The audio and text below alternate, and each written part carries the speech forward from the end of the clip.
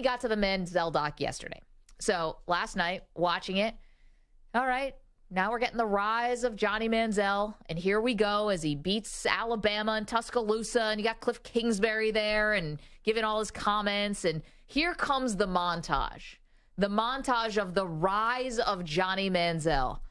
And as I'm watching, all of a sudden, I see and hear this. A young man they call Johnny Football. Johnny Football, huh? Yeah, Johnny Football, Johnny Manziel. There I am. That's me. I know that voice from somewhere. Hey. And it's my face, too. Now, flattered as I am to be in the doc, they didn't take whatever gold came out of my mouth right after I said Johnny Football, Johnny Manziel. I don't know why they needed me for those little specific. Everyone knew his name. It's the name of the doc. Think about the producer or whoever who had to sift through hours and hours and hours of sports, radio, and TV film to get people just saying Johnny Football, Johnny Manziel. And I'll take a bow. So I saw your Instagram post about this, and I was about to watch it as well last night, and I ended up watching it, and I loved it. Yeah. So I knew that you were coming up in the documentary, and I'm watching, I go, I never knew Maggie Gray was on Good Morning America. And then you said to me, yep, never worked for GMA. No, it looked like it, though. It looks like GMA, and I'm going to be honest with you guys. Now, this was 10 years ago, okay? This is the rise of Johnny Manziel is like 2012. Folks, before Maggie's going to say what she's about to say, just know this is when you know you get to a level of stardom with what she's about to say. No, it's not stardom. It's called senility. I have no recollection of doing this. I don't know what network it is. It's definitely me. It's because you can see my face and it's my voice. I don't know what network it is. I don't know what I'm talking about. I mean, I know what I'm talking about, but I don't know what the context was. And I don't know who I'm speaking to. So you were doing an Aaron Rodgers where you got some ayahuasca or something? You taking some kind of psychedelics during this time? EJ, at least there'd be an explanation if I was on something. There's no explanation. This was 10 years ago? It was 10 years ago. I was at Sports Illustrated, so I know that. There's an SI cover in the background. From what I can gather from the context clues, I got to Sherlock Holmes this thing. I think it was probably the end of the year, and they were doing like the top 5 biggest sports stories of the year. Oh, okay. And that would be something at the time. Sports Illustrated and CNN were both owned by Time, and they would call me in if they needed like a sports talking head. And that must be what it was. Maybe you were partying as much as Manziel was. That's why you can't remember this. I guarantee I wasn't. Townie Maggie is a thing from what I hear. Townie Maggie, yeah. That's when she rolls up the sleeves and has to get dirty. Tom and Marty's Here We Come in Binghamton. my picture's up in the back. I forgot that Zach used to party in my hometown. So I don't know what that was, but I'm in the doc. So there we go. Congratulations. Well, thanks. Look at us here at CBS Sports Radio. Zach, you were in the Manti Te'o doc. It's always a little fun when you pop up on screen, and especially when you had no idea. Now, you being the big star that you are, Yeah, I thank you. feel like you just looked at it and said, okay, give me another day that ends in Y. Your husband probably was going nuts and jumping up and down like a fat kid in a candy store.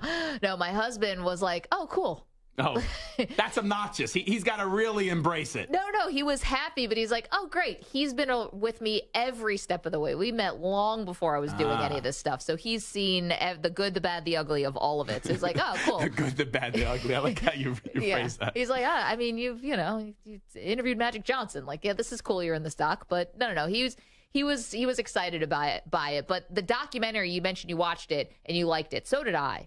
I have there are a couple wild things about this doc. He's a perfect character, Johnny Manziel, to really go back through and dissect his career, because it is exactly what it looked like from the outside.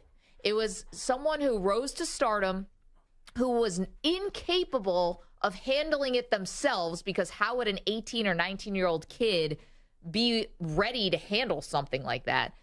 And it also showed all the people who were relying on him who couldn't hold him accountable. In some ways, very Ja Morant-like, if you will. You have someone who wants to blow off steam or needs to blow off steam, and that's just their personality or whatever. And you have so many people who are relying on them, that Cliff Kingsbury, Kevin Sumlin, who was the head coach at the time, all the administrators at Texas A&M, his own parents, nobody could hold him accountable because everybody is like revolving around him. He was the sun. And I also thought, if this was today, not that it probably changes the end result, because he clearly prioritized partying and trying to be a wannabe frat star more than being a great quarterback. But what he was doing was signing autographs and getting a ridiculous amount of money. Imagine how much NIL money he'd be rolling in right now if he was actually allowed to do this at the time. Oh, yeah. I mean, he'd be probably more set up than he is now. He wouldn't need the NFL. They don't go into his finances. Like, we don't know. I kind of assume he's broke because I Googled his net worth. Now, that's not reliable because it says I make $1 to $5 million a year. Oh, can I borrow $5? No, thank you. I would go to venture that your net worth's in a little better spot than mine is, if I'm just going to go out on a limb here. But it said $6 million. Take it for what it's worth. Which for the stardom that he was is low. Very low. Very low. Now, listen, you become a Heisman Trophy winner, you can probably, and a legend at Texas A&M, you can probably make a good enough living off of appearances and stuff like that, I would imagine. But, that part of it, there's another part of it I thought was a little bit interesting and I thought was very real, which is he talks about the drinking and drugs and how it affected him. He got so low that he wanted to just sort of party till the point where he wanted to commit suicide, right? It gets very dark. Bought the gun. Bought the gun. You see him in the documentary now in present day, and he's still drinking. So it's not like he's done. I guess maybe he's got just a better handle on it now, because sometimes you see when people have these problems with drugs and alcohol, they really have to quit doing that. He has not quit doing that, and it doesn't look like he's being reckless, but at the same time, he hasn't cut it out of his life completely. I don't know what the relationship was of the lady on the screen, but she said that she knows what he goes through. I think it was a family member, maybe a sister. It wasn't his mother. But I know what he goes through and how bad it is each and every day just to live out life right now. Yeah, that was his sister. Okay. Yeah, and that's like, okay, this thing is like ... It's still not over, He's like still a guy now in his 30s, barely. Is he even 30? He's like 20. He's 30. Is he 30? Yeah, we're the same age. He just turned 30, yeah. Like, he's got so much of his life to go, obviously, that it's just kind of interesting to me. It's not like he's definitely owned up to a lot. He is acknowledged how he failed in the NFL. And here's one for you. He does not blame the Cleveland Browns.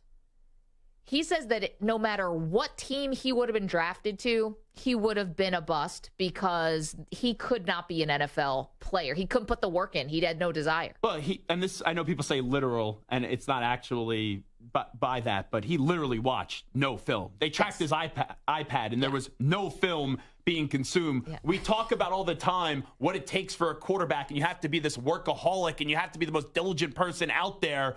And he did not put in the work because he put all the work in off the field in partying with all these celebrities. Yeah. And you said that it looked just like how it appeared from the outside. And I remember it.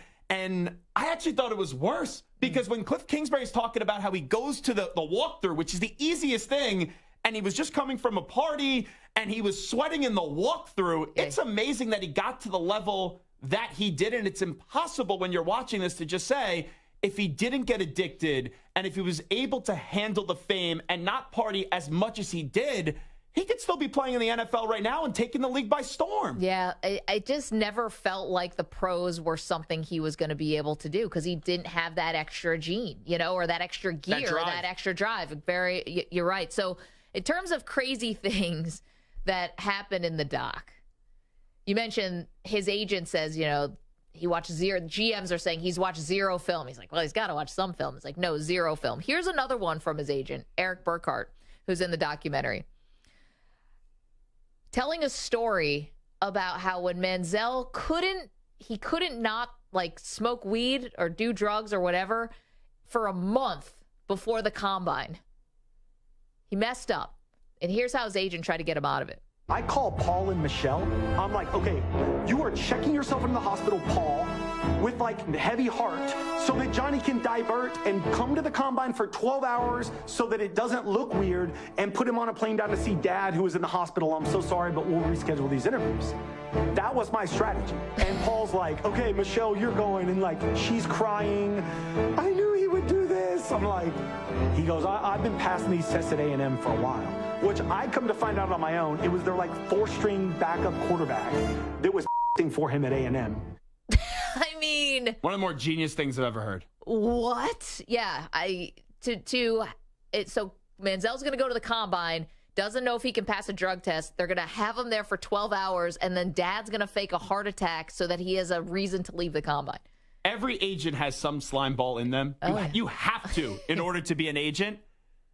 How you even think about that? You could be the most creative agent ever, and I would never put on my bingo card, player can't pass the drug test, let's have dad fake a heart attack. And he even says it, Eric Burkhardt, in the clip, guys, I'm really sorry to have to do this, but we have to do this. And then Johnny Manziel, like a great partier, finds a way to pass the drug test. Yeah, and another way where he's just not going to be held accountable. But doesn't it make you want to go back through the combine and be like, did anyone, well, we know with Jalen Carter, that was very different. But like, did anyone up and leave because of a family emergency? Meanwhile, it probably was a Burkhardt client. But you would be like the biggest like human trash in the world. Imagine if we get on the radio when Manziel's dad fakes a heart attack. Yeah, I actually don't believe this one. I think dad's faking it. He's milking it. Yeah, let's get dad on the horn.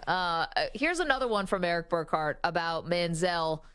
Houston had the #1 overall pick that year. They ended up taking Jadeveon Clowney. But here's how Manziel blew his chance at being the top pick. I get a call. He was golfing today at River Oaks Country Club, and it got back to the owner's family, basically, that Johnny, by hole 5, had taken his shirt off, looked intoxicated, and broke multiple clubs over his knee and threw him in the pond. There goes Houston. Yep, there goes Houston. Can I just say one thing? Yes. Like, I was rooting for Johnny Manziel. Redemption story. I want to see this guy make this comeback from this terrible, you know, the way his life went, addiction and bipolar disorder and all these. The more I watch, the more of a D-bag this guy is. Just an like, I don't care about the bipolar. I don't care about the addiction.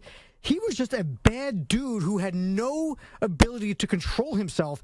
He isn't like a redemption story. He's an ass. He's a terrible person who had all the opportunities given to him, and he floundered them because he's just a jerk and an entitled piece of junk. I can't stand Johnny Manziel anymore. I look at this, the fact that he watched zero film. Forget about like a little bit of him. Zero film. He was just awful. He's an awful person. Well, does that make him an awful person? No sympathy for him. I mean, does it make him an awful person because he didn't watch film? I mean, I hate to break it to you. You don't want to know who else is Eric Burkhardt's client? Kyler Murray. So, I mean, clearly there's a theme here with some of the guys that he's taken on. I mean, listen. Put a clause in the contract. It's Check hard. on Kyler's parents. It's hard. Yeah, right. Check on Mr. Murray. Yes. So, it's hard to say. You can't say, Samter, forget about the bipolar, forget about the addiction. It's part of it. Yeah, I 100% agree. I mean, you might not like it. You might think that he's telling you he squandered his opportunity. So he's not shirking from that, but you can't put that aside. So I think where Samter comes from here is that you had someone that was so fun to watch and so many people enjoyed watching, and it's still so disappointing that he didn't go on to have the success that we thought he was going to have because he was a full-time partier and then a part-time football player. We'll get more into that. Other people who we watched in college who we were certain were going to be great pros that never panned out. By the way, someone's telling me to seek help on Twitter, and they hope I throw up with the whole ranch stuff. Oh, so do I. Did you tweet this, Samter? Samter's burner. Hard pass on watching this. Just reading this hurts. Oh, you're going to want to watch. Coming up a little bit from now. Yeah. Zach Gelb is going to eat ice cream with ranch dressing on it. Ackerman is making quite a face there, Ack. Ack's in. 100%. No way. No. Why not? It's like Schlag from Peter Luger. You'll be good. No. It's not like Schlag from Peter Luger's. That's whipped cream. No. Some things don't match. That's like wearing plaid on plaid. You've offended Rich Ackerman. It's like wearing plaid on plaid.